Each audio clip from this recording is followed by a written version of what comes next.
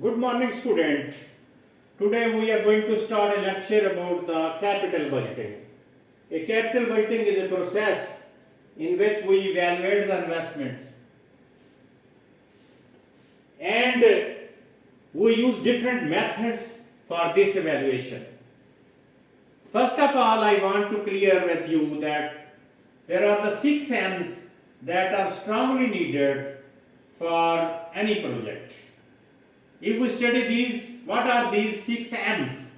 One is a men or women's, the second is a machinery, and the third is a money, and the fourth is a method, and the fifth one is a material, and the sixth one is a markets. Now, according to these 6, you evaluate which one you prefer first, second, third, fourth, fifth, and sixth. In my point of view, for any project, there is a strongly need of the money. So, that's why we are going to evaluate or making evaluation of that money.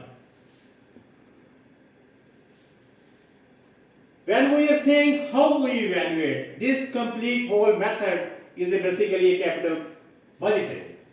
A capital budgeting is a process in which in any business, we are going to conclude, evaluate potential expenses or the investment that are large in the nature.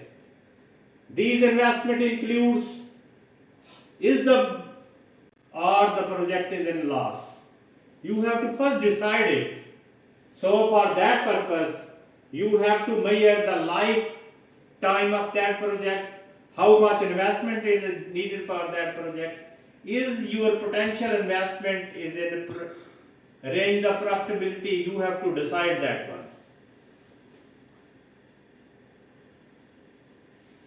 If we study the meaning of the capital budgeting process, the process through which the different projects are evaluated, and these whole methods or the process is basically capital budgeting.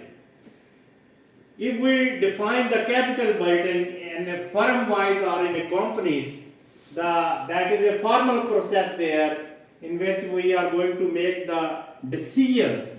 That is basically used for decision making, for acquisition and the investment of any capital in any company, or basically we are going to handle the assets of that company. We are making investment. That is, these potential assets are definitely able to make a profit for us. A capital budgeting is a long-term planning. It's not easy. If you are going to start any shoe factory, if you are going to arrange any big, large multinational company, definitely for any purpose you need the investment for, and these investment having the long-term planning. If we study the period of the investment, that is a short-term investment, long-term investment, and the one is a medium term. So, a capital budgeting is mostly used for the long-term planning. If we study the Charles is a one basically economist who arranged that the capital budgeting is a long-term planning for making and financing proposed capital outlays. Now we want to study here the significance of the capital budgeting. The success and the failure of any business mainly depend on how the available resources are being utilized. We are going to utilize our resources, and we have to watch if these resources are fruitful for us. Main tool of the financial management we are using for that one, and we consider the capital budgeting as a main tool in any company. All type of the capital budgeting decisions are exposed to the risk and uncertainty. If we study any investment, there are two things in any investment. One is a return in investment and other is a risk in investment. So, through the capital budgeting, we evaluate the return of that investment. There are the irreversible in nature. The capital budgeting is a rational, sufficient scope for the different financial managers to evaluate different proposals. First, we arrange a proposal for an investment, then we are making its decision. This proposal is a good for an investment or the bad one.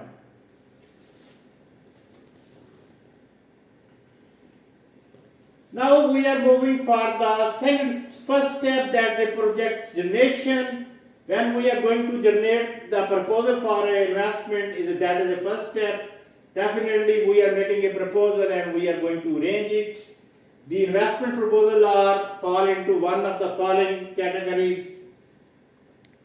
In the proposal we add all the product, new material needed, human resources, all the 6 M's we already discussed. We one by one discuss in these proposals.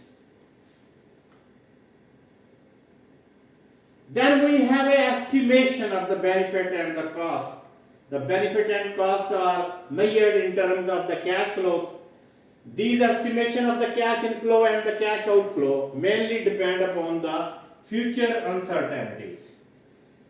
Definitely the selection of the appropriate criteria to judge the desirability of the project, what the things needed to the project, we are going to decide it. Then we have the project selection. No standard administrative criteria is used for any project selection. We are saying that we have the investment proposal. For that purpose, we have to screening and the selection procedure of the different firms or the different ones. Different company use different methods, but the main thing is a cash flow.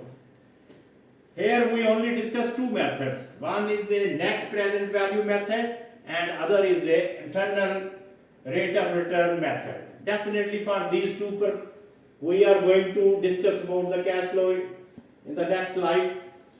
Then we have the project evaluation. Once the proposal is for the capital expenditure is finalized, it is the duty of the finance manager to explore the different alternatives available for acquiring the finance available. Definitely all the money is not related to the company. Sometimes you have to arrange the third parties investment, sometimes you have to arrange the loaning, sometimes you have to sell your shares, stocks in the market.